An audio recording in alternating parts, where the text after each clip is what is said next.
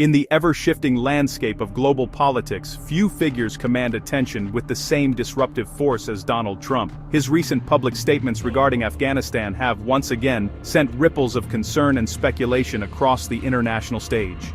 Speaking with his characteristic blend of populist rhetoric and transactional diplomacy, Trump has signaled a potential rethinking of America's commitments, raising profound questions about the future of a nation that has been inextricably linked to United States foreign policy for over 2 decades. These pronouncements are not merely political posturing, they represent a possible seismic shift that could redefine the delicate balance of power within Afghanistan and the broader Central Asian region, forcing allies and adversaries alike to recalibrate their strategies in anticipation of what might come next. The core of this new uncertainty lies in the ambiguity of Trump's intentions. Is this a genuine precursor to a dramatic policy overhaul, maybe even a complete withdrawal of American influence? Or is it a calculated negotiating tactic designed to extract concessions from the Taliban and the Afghan government? Observers are divided. Some see the familiar hallmarks of his America First doctrine, prioritizing a swift end to what he calls endless wars. Donald Trump's recent warnings about Afghanistan are rooted in a consistent theme from his presidency, a deep skepticism of long-term foreign military entanglements. He has explicitly threatened a complete and rapid withdrawal of any remaining United States assets and aid, framing the continued American presence as a poor return on investment. His argument, often delivered at political rallies and through social media, is simple and direct. America has spent trillions of dollars and lost thousands of lives. The situation in Afghanistan remains unstable. Therefore, he posits, it is time to cut our losses and bring all our people home. This message resonates with Americans weary of foreign conflicts, but it terrifies those who see the fragile security architecture holding the country together. Trump has hinted at leveraging economic and diplomatic pressure to isolate Afghanistan's leadership. This could involve freezing assets, imposing sanctions, withdrawing from international aid consortiums. The United States' involvement in Afghanistan did not begin with a plan for long-term nation-building. It began in the immediate fiery aftermath of the September 11, 2001 attacks. The initial objective was clear and narrowly defined: to dismantle al-Qaeda and to overthrow the Taliban regime that harbored them. Operation Enduring Freedom commenced on October 7, 2001, with a swift and decisive military campaign, with the help of local Afghan forces from the Northern Alliance. They quickly toppled the Taliban government. At that moment, the mission seemed accomplished, but what followed was a far more complex and challenging endeavor that would span more than 2 decades. With the Taliban vanquished from power, the mission evolved.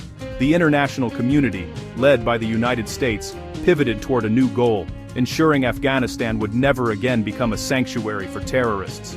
This objective expanded into a massive state-building project, establishing a new democratic government, writing a constitution, creating a national army, creating a police force, rebuilding a country shattered by decades of war.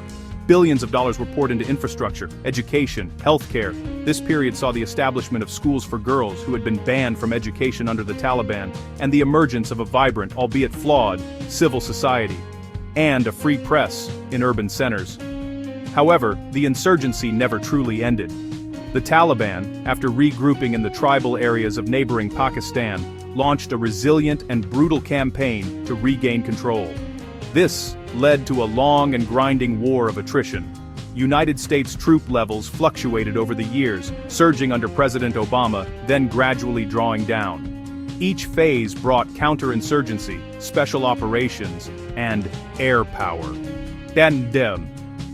Yet Taliban influence expanded across rural areas by the late 2010s. Donald Trump's pronouncements, should they translate into policy, could fundamentally alter Afghanistan's future by accelerating its descent into deeper instability and isolation. Cutting remaining humanitarian aid and refusing engagement with the current Taliban regime could precipitate an economic collapse far worse than today's crisis. The Afghan economy remains heavily reliant on international assistance to function. Removing the final lifeline would mean famine, the breakdown of healthcare, and education, a humanitarian crisis of staggering proportions. Economic implosion would fertilize the soil for extremism. A hardline stance could shatter Taliban cohesion, amplifying factional rivalries and risking civil war and ISKP expansion. Afghanistan's fate reverberates across its borders. Pakistan faces refugee surges and emboldened militants if order collapses. Iran fears persecution and spillover, balancing humanitarian response with influence building. Russia and Central Asia prioritize containment of ISIS-K, eyeing a stronger Russian security role. China will seek stability at its frontier and economic footholds via infrastructure and minerals. Neighbors likely pursue cautious engagement, border security and counter-terrorism, while keeping distance. In an era of competing crises, turning away from Afghanistan is a strategic and moral mistake. A collapsed state invites transnational terror-safe havens targeting the West. Beyond security, a generation faces poverty without education or healthcare.